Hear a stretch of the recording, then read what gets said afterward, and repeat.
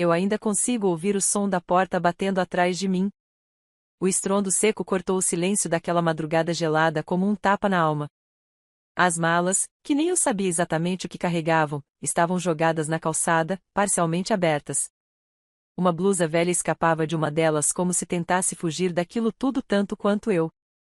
Minha barriga de 6 meses pulsava contra o tecido fino do meu casaco, e cada gota de vento parecia um punhal entrando direto na carne. Você não serve para fazer parte desta família, ela havia dito. Com a frieza de quem troca os lençóis da casa. Sem um pingo de hesitação, com aquela voz doce e venenosa que ela usava sempre que queria ferir alguém mantendo as aparências. Meu filho merece mais do que uma Zé ninguém vindo de lugar nenhum. Eu ouvi sem tremer. Olhei nos olhos dela, respirei fundo, e murmurei com a calma de quem já estava além da dor. Vou fazer? Ela riu. Achou que era desespero. E era, em parte. Mas era outro tipo de desespero. Um que fermentava há meses dentro de mim. Um que se alimentava de cada gesto de desprezo que aquela mulher e o filho dela despejavam sobre mim. Eu fui expulsa de casa grávida, com o rosto limpo de maquiagem, os olhos ainda inchados das noites mal dormidas e o corpo exausto por carregar tanto peso, dentro e fora de mim. Liguei para 3 pessoas naquela madrugada. Uma não atendeu. A segunda disse que estava com a sogra doente. A terceira perguntou se o bebê era mesmo do Eduardo, e, ao ouvir minha resposta afirmativa, respondeu com um suspiro. Então você que se vire. Não tenho nada com isso. Olhei ao redor. A rua vazia parecia zombar da minha presença. Os carros estacionados eram os mesmos de sempre, mas naquela noite pareciam monumentos à indiferença. Peguei minhas coisas como consegui e sentei na entrada de uma casa abandonada 2 ruas acima. O frio entrou pelos meus ossos e me abraçou com mais compaixão do que qualquer ser humano naquele momento. Fechei os olhos por alguns segundos e respirei devagar. Eu podia desmoronar ali. Podia gritar.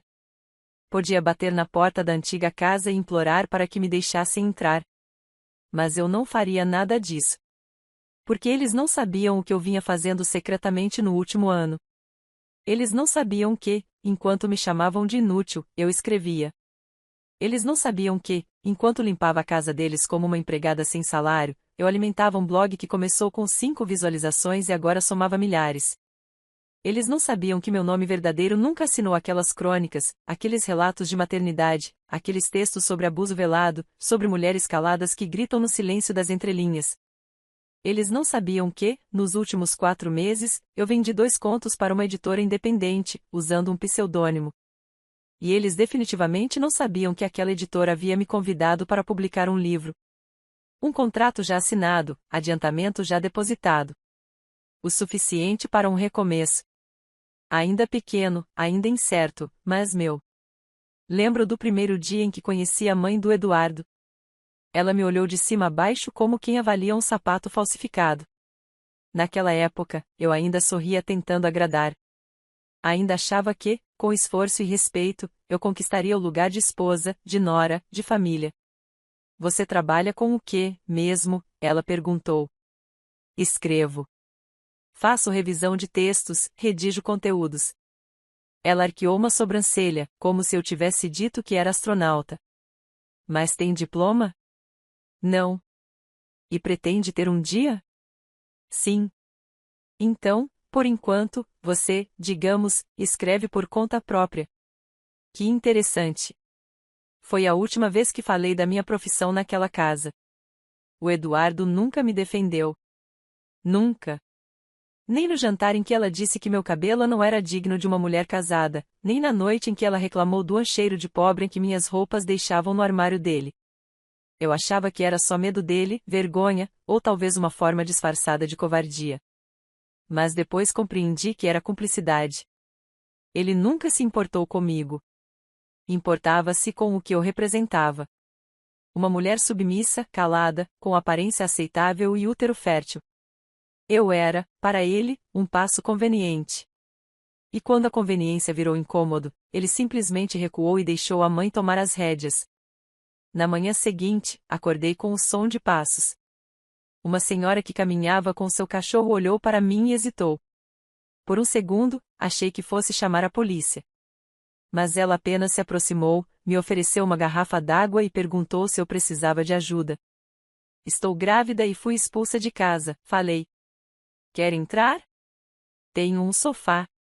Não é muito confortável, mas é quente. Engoliu orgulho e disse sim. O nome dela era Iracema. Tinha 72 anos, uma coluna torta e um coração que não combinava com a frieza do mundo. Ela não me fez perguntas, não me pediu explicações, apenas me deu chá, cobertor e silêncio. Pela primeira vez em meses, dormi sem medo. Naquela tarde, escrevi o primeiro capítulo do livro que mudaria minha vida. Sobrevivi. E agora vou florescer. Enquanto isso, Eduardo postava fotos em redes sociais com a legenda: família acima de tudo. Sentado ao lado da mãe, com o mesmo sorriso ensaiado de quem gosta do espelho, mas odeia os reflexos dos outros. As fotos me atingiam, não vou mentir. Eu ainda carregava dentro de mim o fruto de uma relação que me feriu. Eu ainda sangrava. Mas também me reconstruía. Comecei a vender pequenos contos por encomenda. Iracema, que me acolheu como quem ampara a filha que nunca teve, me ajudava com uma rede de mulheres que ela conhecia da igreja. Elas querem textos para os filhos, poesias, cartões. Coisas bobas. Você escreve bonito, menina. Vai dar certo. E dava. Cada mensagem, cada palavra que eu vendia me afastava mais daquela casa de onde fui expulsa. Cada vírgula era uma parede erguida entre mim e aquele passado podre. Mas nada disso apagava a humilhação. Nada apagava o som da risada da sogra me jogando no frio. Nada apagava a lembrança de ter sido tratada como um estorvo, como uma intrusa na vida do próprio filho. E eu sabia, no fundo do peito, que só haveria paz quando a dor fosse devolvida. Não com violência. Não com gritos. Mas com silêncio e sucesso. A dor deles seria o meu triunfo. E o melhor de tudo, eu não precisaria fazer absolutamente nada, além de seguir crescendo. Porque a queda deles viria sozinha. Porque eu conhecia os podres. Porque eu sabia dos segredos que guardavam e que poderiam ruir tudo aquilo que fingiam ser. E naquele momento, ainda grávida, ainda cansada, ainda machucada, eu sorri. Pela primeira vez com a certeza de que minha vingança já estava em curso e eles nem desconfiavam. Acordei com a luz do sol atravessando a cortina fina da janela de Iracema. Por um segundo, pensei que ainda estava na casa da sogra. Senti meu corpo tenso, como se esperasse uma porta se abrir de repente e aquela voz ácida me ordenar para sair da cama, limpar o chão ou parar de agir como madame. Mas ali não havia ninguém além de mim e do silêncio. O bebê se mexeu. Era como se me dissesse: ainda estamos aqui. Juntos. E eu precisava seguir por ele. Desci devagar, apoiando a mão na parede para equilibrar o corpo inchado. Iracema já estava na cozinha, preparando um café simples. Quando me viu, sorriu com o tipo de ternura que eu tinha esquecido que existia. Dormiu bem? Sim. Melhor do que em muito tempo. Bom. Porque agora você precisa viver. Não só sobreviver. Aquelas palavras ficaram em mim como tatuagem. Nas semanas que se seguiram, dividi minha rotina entre repouso, escrita e pequenas tarefas na casa. Iracema me deu espaço e confiança. Não era caridade. Era humanidade. E, por mais estranho que pareça, ali naquele lar improvisado, voltei a me sentir alguém. Mas o mundo lá fora não descansava. Eduardo enviava mensagens mornas, calculadas, sempre com o tom de quem tentava parecer civilizado para um eventual tribunal. Espero que esteja bem. Quando tiver tempo, podemos conversar sobre o bebê. Conversa? Eu já havia tentado conversar. Antes do 6º mês. Antes de ser chutada como um lixo velho. Antes de implorar para ele me ouvir, me defender, ser homem. Mas ele escolheu o lado da mãe. E agora tentava posar de pai preocupado para parecer justo, para não manchar o sobrenome que tanto valorizava. Ignorei cada uma das mensagens. Mas salvei todas. A essa altura, minha história já começava a ganhar fôlego. Meus textos circulavam em grupos fechados, perfis no Instagram começaram a compartilhar trechos, e um vídeo de uma leitora emocionada lendo uma das minhas crônicas viralizou. Tudo sem revelar meu rosto, sem ligar minha identidade àquele nome fictício. Na internet, eu era Helena Dávila, escritora em ascensão. Na vida real, eu era só a ex-nora expulsa no meio da gravidez. Por enquanto. Certo dia, recebi uma ligação de um número desconhecido. Atendi. É você que escreve aquelas crônicas sobre maternidade real? Parei. A pergunta era direta. A voz era feminina, levemente trêmula. Depende. Quem está perguntando? Meu nome é Camila. Trabalho na equipe da editora Luar. Nós estamos acompanhando seu trabalho e gostaríamos de conversar sobre uma proposta editorial mais sólida. Já temos bons números com a pré-venda dos contos. Mas acreditamos que sua história tem potencial para algo maior. Naquele instante, senti a garganta secar. Lembrei da última vez que me disseram você tem potencial. Foi minha sogra. No dia do noivado. Você tem potencial para virar um peso morto, ela disse, olhando minhas mãos sem aliança. Mas agora era diferente. Eu respirei e disse. Vamos conversar. Estou pronta. Na semana seguinte, fui até o centro da cidade para uma reunião presencial. Iracema me emprestou um vestido azul marinho e disse que era o mesmo que usou no batizado da filha falecida. Dá sorte, garantiu ela. E deu. A editora queria meu livro. Queria transformar minha trajetória em algo que outras mulheres pudessem se espelhar. Mas havia uma condição: em algum momento, eu teria que mostrar meu rosto. Não agora, mas em breve. Você é a história, Helena, disse Camila. Se esconder para sempre seria enterrar a força do seu nome. Saí de lá com um contrato mais robusto nas mãos, um adiantamento digno e lágrimas nos olhos. Mas não contei a Eduardo. Não contei à sogra. Não era a hora ainda. Minha vingança estava crescendo como semente debaixo da terra, ninguém vê, mas um dia ela rompe o solo e floresce com fúria. Alguns dias depois, encontrei por acaso uma amiga antiga de faculdade em uma farmácia. Ela hesitou ao me ver, mas se aproximou. Você tá bem? Fiquei sabendo do que aconteceu. A versão que chegou até mim é que você surtou e fugiu, deixando tudo para trás. Claro. A narrativa perfeita da família perfeita. E você acredita nisso? Não. Por isso vim falar contigo. Só queria te dizer, eles estão espalhando essa versão para todo mundo. Até para o antigo círculo de amigos do Eduardo. Te pintam como desequilibrada. Eles têm medo, respondi. E com razão. Ela regalou os olhos. Mas não perguntei mais nada. Não precisava. A verdade é que minha ex-sogra, Dona Clarice, havia começado a sujar meu nome para se proteger. Era o padrão dela. Tudo o que ela não podia controlar, ela destruía. Mas dessa vez, ela estava jogando contra alguém que já tinha aprendido a sangrar em silêncio. E que agora sabia como transformar cada gota de dor em palavras e lucros. Na noite seguinte, recebi uma mensagem. Querida, precisamos conversar. Acho que passamos dos limites. O Eduardo está sofrendo sem você. Pense no bebê. A família pode encontrar uma forma de consertar isso. O número era dela. Da própria Clarice. A mesma mulher que me jogou na rua com um sorriso e disse, aproveite a vida. Agora, usava palavras como a consertar. O desespero estava começando a se infiltrar nas frestas. E o motivo era simples, a editora havia começado a campanha de divulgação do livro. Sem mostrar meu rosto, mas usando trechos de textos com títulos sugestivos. Um deles. Expulsa no 6º mês, quando a família do pai escolhe o silêncio ao invés do amor.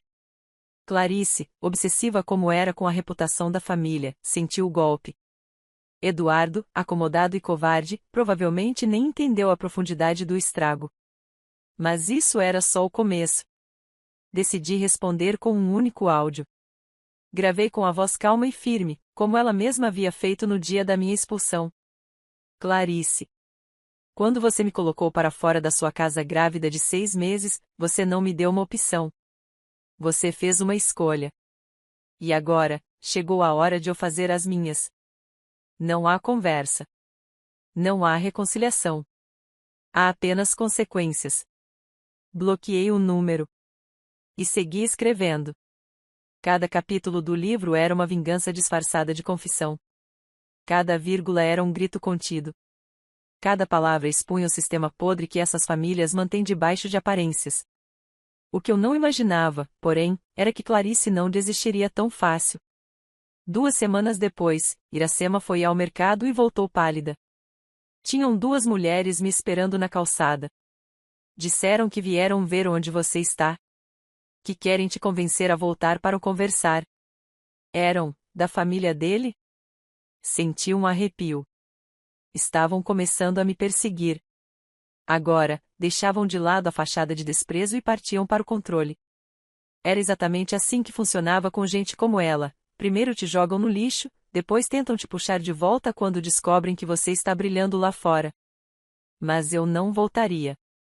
Nem para conversar. Nem para olhar para trás. E a história que eu contava estava apenas começando. As semanas seguintes foram um campo minado. Cada passo meu parecia acionar uma nova armadilha plantada por Clarice. A editora, ciente da sensibilidade do conteúdo do livro, me enviava atualizações constantes sobre os comentários recebidos e entre os elogios e depoimentos de mulheres que se viam na minha história, havia também ameaças veladas.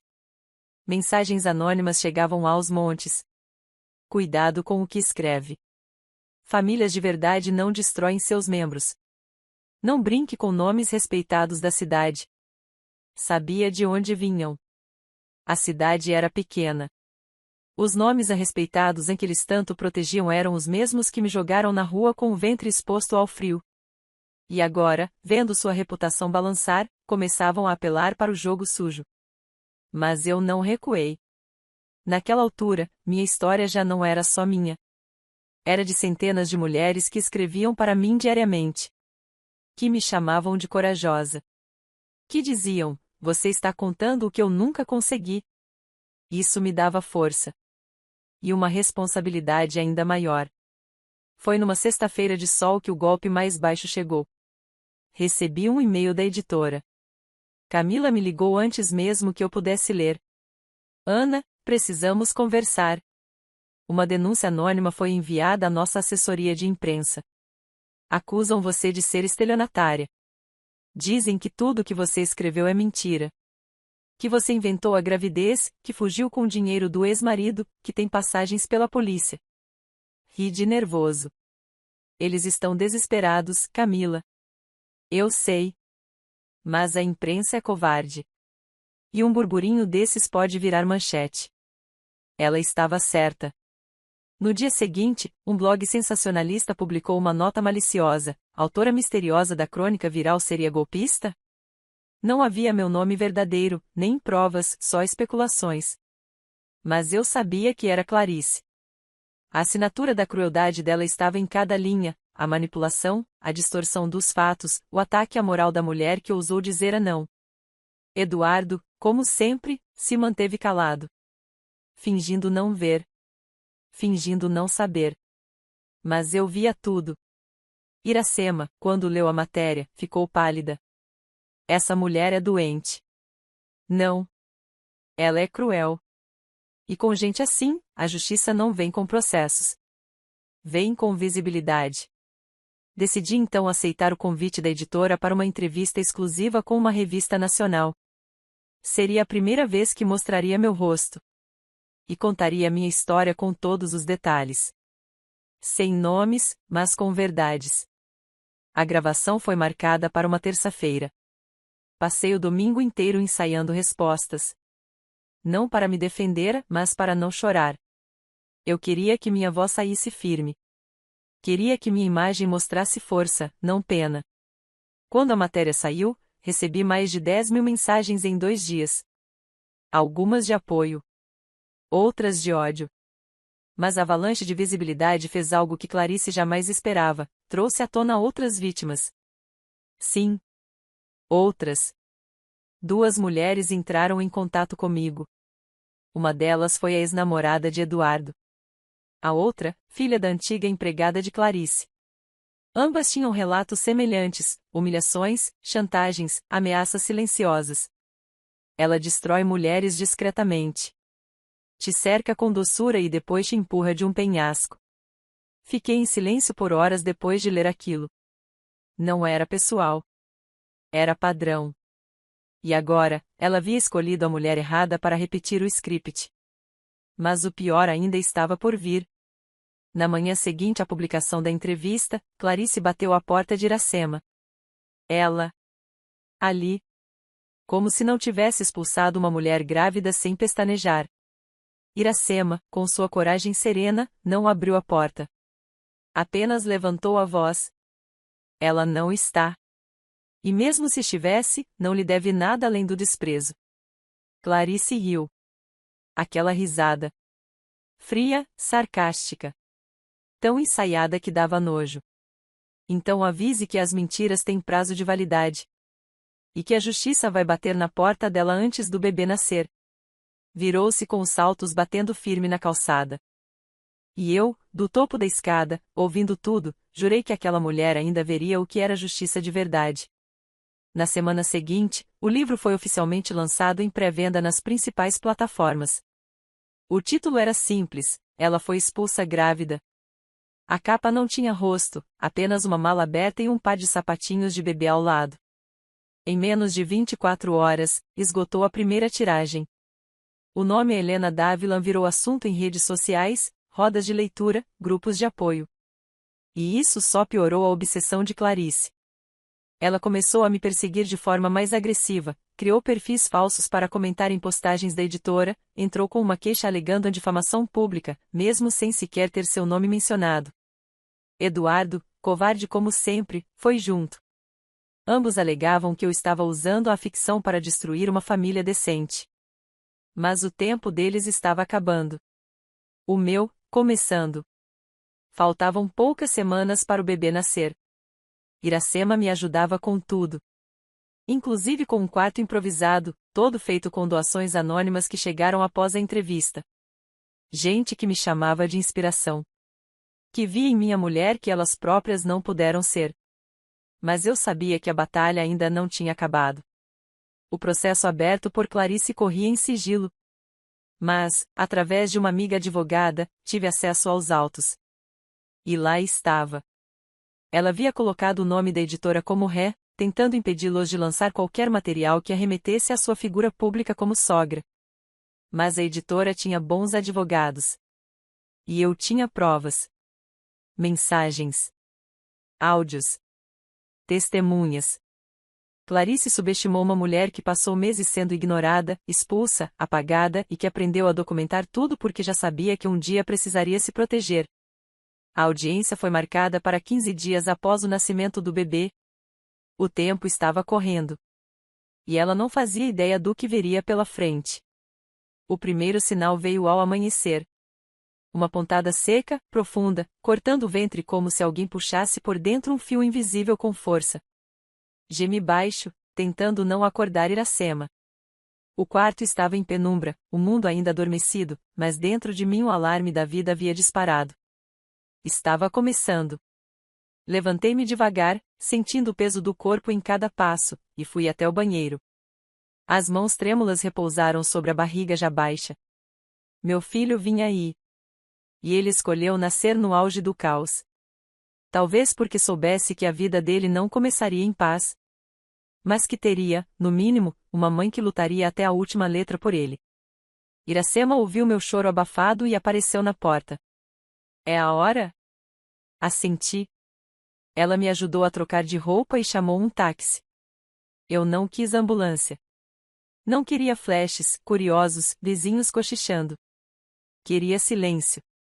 Queria parir no escuro da discrição, longe dos olhos que me expulsaram da luz.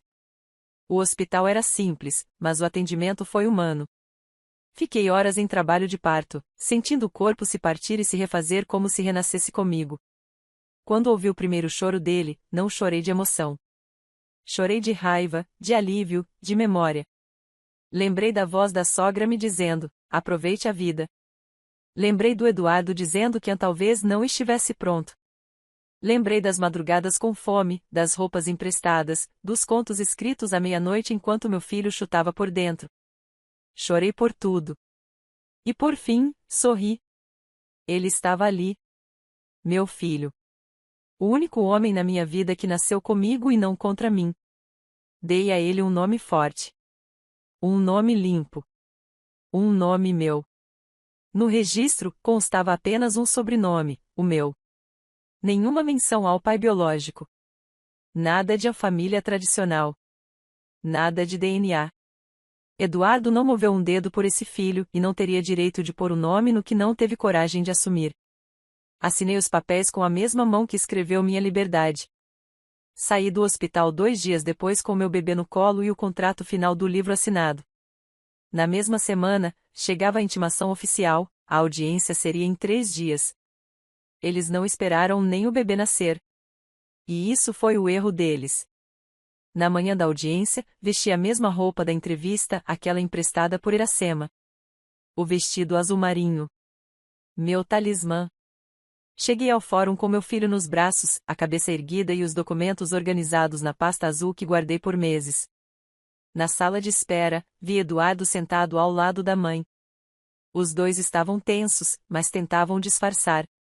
Ela, como sempre, arrumava o cabelo dele, puxava o colarinho, sussurrava coisas como: não demonstra fraqueza. Ainda tratava o filho como um boneco de porcelana, mesmo quando tudo à volta deles desabava. Quando me viu com o bebê, Clarice estreitou os olhos. Você teve coragem, disse, seca. Mais do que vocês dois jamais tiveram juntos. O silêncio que seguiu foi um dos sons mais bonitos que já ouvi. Entramos na sala de audiência. O juiz, um homem calvo e cansado, olhou para mim com olhos ligeiramente curiosos. É a autora da obra literária em questão? Sim, senhor. E afirma que não utilizou nomes reais, nem fez menções diretas às partes aqui presentes? Correto. O livro é baseado na minha experiência pessoal, mas sem identificação direta de terceiros. Os nomes são fictícios. As situações, vividas. O advogado de Clarice pediu a palavra. Excelência, as descrições no livro são claramente inspiradas em minha cliente. O contexto, o enredo, a personagem da sogra controladora. Querem processar a ficção por ter se parecido demais com a realidade? Perguntei, firme. O juiz fez uma pausa. Leu alguns trechos do livro. Leu as mensagens salvas por mim. Leu os áudios, inclusive aquele em que Clarice dizia: não tenho culpa se você veio do nada. Não é meu problema que não tenha para onde ir. A rua também é chão. O silêncio da sala foi brutal. Eduardo ficou imóvel. Clarice, pela primeira vez, não conseguiu fingir. O juiz devolveu os papéis. Não vejo injúria, nem difamação. Vejo um relato pessoal. E se as senhoras se identificaram nas páginas de uma ficção, talvez devêssemos refletir sobre o espelho, e não sobre quem o segurou. Causa arquivada. Ao sairmos da sala, Eduardo veio até mim. Estava pálido. Eu queria ver o bebê. Posso? Pode. Pela internet. Tem várias fotos públicas agora. Está famosinho. Ele hesitou. Eu fui fraco, eu sei. Mas, eu ainda sou o pai. Sorri de lado. Você é o motivo. Mas pai, não. E me virei. Na semana seguinte, a editora organizou uma sessão de autógrafos. Meu rosto foi oficialmente revelado. A fila dobrava o quarteirão. Mulheres vinham com os filhos no colo, com livros nas mãos, com lágrimas nos olhos. Eu não era mais uma desconhecida. Era voz. Era eco. Era símbolo. Clarice, por sua vez, desapareceu das redes. Uma denúncia anônima, não minha, fez com que a Receita investigasse algumas movimentações financeiras dela. Dizem que o nome da família perdeu contratos com algumas empresas que não queriam se associar à mulher que expulsou a nora grávida. Eduardo perdeu o cargo na empresa onde a mãe o havia enfiado. E eu? Assinei com uma segunda editora. O livro se tornaria série. Mas ainda faltava o último passo. A vitória viria. E ela teria gosto de sal, o mesmo sal das lágrimas que eles me fizeram chorar. 3 meses se passaram desde o lançamento do livro. 3 meses em que o meu nome, o verdadeiro, saiu da sombra. 3 meses em que cada linha escrita com raiva virou consolo para alguém. E cada dor que me fizeram suportar foi devolvida ao mundo em forma de palavra. Bruta, sim. Mas real e impossível de ser apagada. Clarice e Eduardo desapareceram da cidade pouco depois da audiência. A mãe dele, que antes era presença obrigatória em todos os eventos sociais, agora era sussurro de corredor. Dizem que teve uma crise nervosa na porta do clube que ajudou a fundar quando uma mulher, vestindo uma camiseta com o título do meu livro, se aproximou e perguntou: "É verdade? Foi você quem expulsou a nora grávida de casa?" Ela não respondeu. Apenas subiu no carro e mandou acelerar. O império moral que ela construiu em cima das aparências caiu como vidro estilhaçado. Os amigos se afastaram.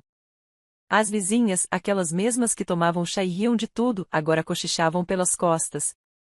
E Eduardo reapareceu da maneira mais previsível possível.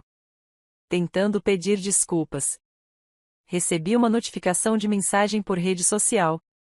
Era ele. O texto começava com "sei que não fui o homem que você merecia", e terminava com "gostaria de conhecer meu filho, se me permitir." Respirei fundo. Não fiquei com raiva.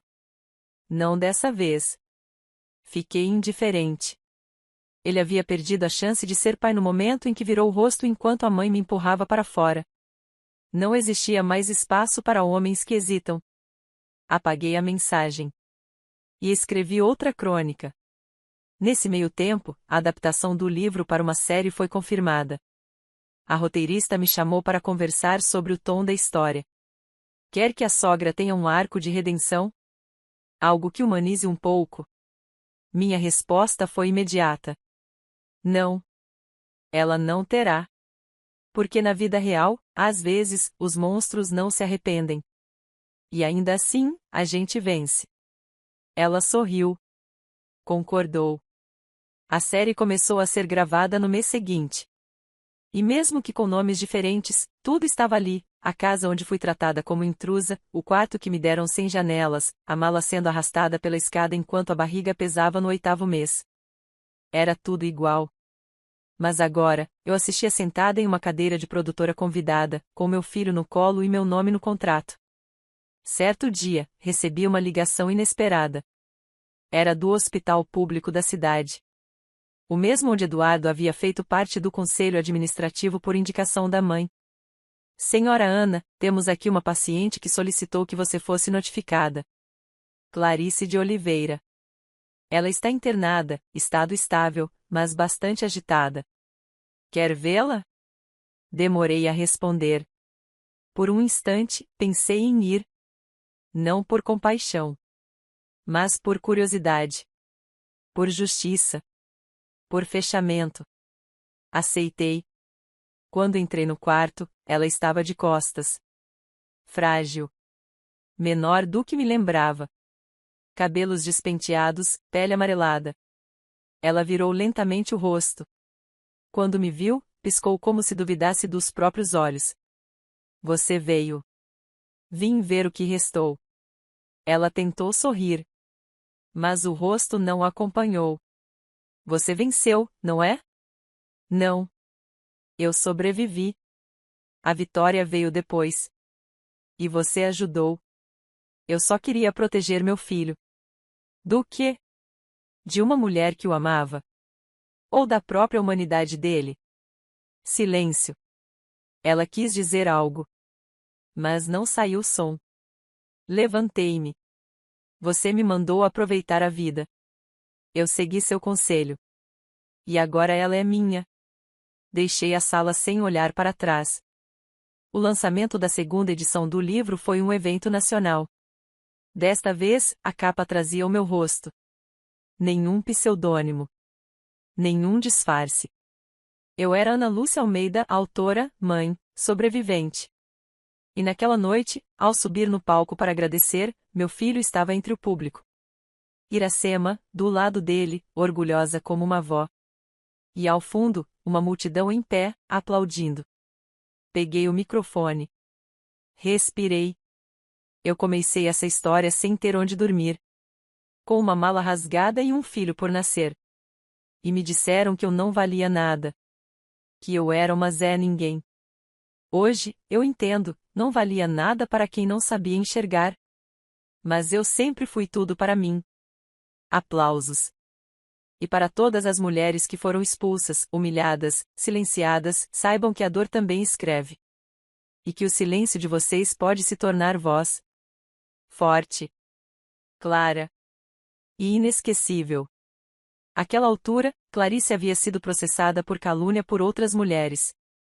O nome da família Oliveira não figurava mais entre os doadores da paróquia nem nas placas da escola particular da cidade. Eduardo mudou de estado. E eu? Comprei minha própria casa. Não grande. Mas minha. Cada tijolo pago com palavras que antes ninguém lia. Cada cômodo decorado com liberdade. Meu filho, aos poucos, crescia sem saber do passado que quase o impediu de existir. E quando um dia ele me perguntasse sobre a ausência do pai, eu diria a verdade. Ele escolheu não estar. Mas nós escolhemos ser felizes. Na parede da sala, pendurei a primeira página do meu primeiro conto publicado. Ao lado, uma fotografia em preto e branco, a mala aberta na calçada, a blusa pendurada, o frio visível no vapor da respiração. E uma frase escrita à mão, bem embaixo. Ela foi expulsa grávida. E ainda assim, floresceu. Fim.